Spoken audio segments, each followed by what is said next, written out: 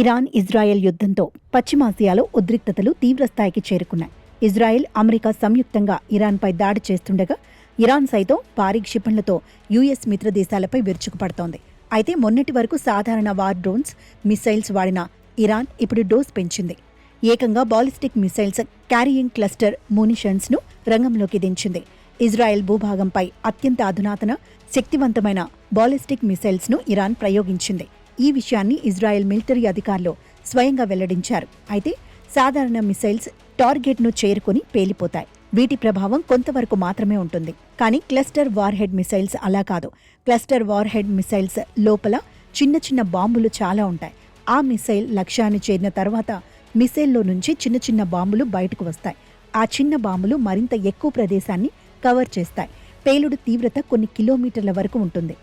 ఒక రకంగా చెప్పాలంటే క్లస్టర్ వార్హెడ్ మిసైల్స్తో విధ్వంసం చాలా దారుణంగా ఉంటుందని రక్షణ రంగ నిపుణులు చెబుతున్నారు.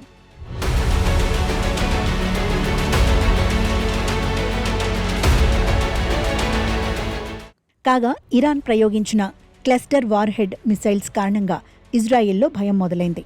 ఇరాన్ ప్రయోగిస్తున్న క్లస్టర్ వార్హెడ్ మిసైల్స్ ఏకంగా 80 చిన్న బాంబులను రిలీజ్ చేస్తున్నాయని ఇజ్రాయెల్ రక్షణ శాఖ ఉన్నతాధికారులు చెబుతున్నారు.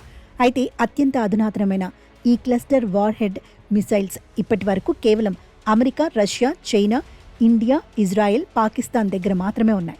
దీంతో క్లస్టర్ వార్హెడ్ మిసైల్స్ను తయారు చేసుకునే టెక్నాలజీ ఇరాన్ దగ్గర లేదని ఇజ్రాయెల్ మిలిటరీ ఉన్నతాధికారులు అంటున్నారు. చైనా లేదా రష్యాలు ఇరాన్కు సాయం చేసి ఉండొచ్చని అనుమానం వ్యక్తం చేస్తున్నారు. ఇక ఈ ఆయుధాల వినియోగంతో యుద్ధ స్వరూపమే మారిపోతుందని రక్షణ రంగ నిపుణులు హెచ్చరిస్తున్నారు. ఒకే చోట భారీ పేలుడు సంభవించకుండా అనేక ప్రాంతాల్లో చిన్న చిన్న బాంబులను చెల్లాచెదురుగా వార్హెడ్లు వెదజల్లుతాయి. దీంతో పౌరుల ప్రాణాలకు ముప్పు గణనీయంగా పెరుగుతుంది.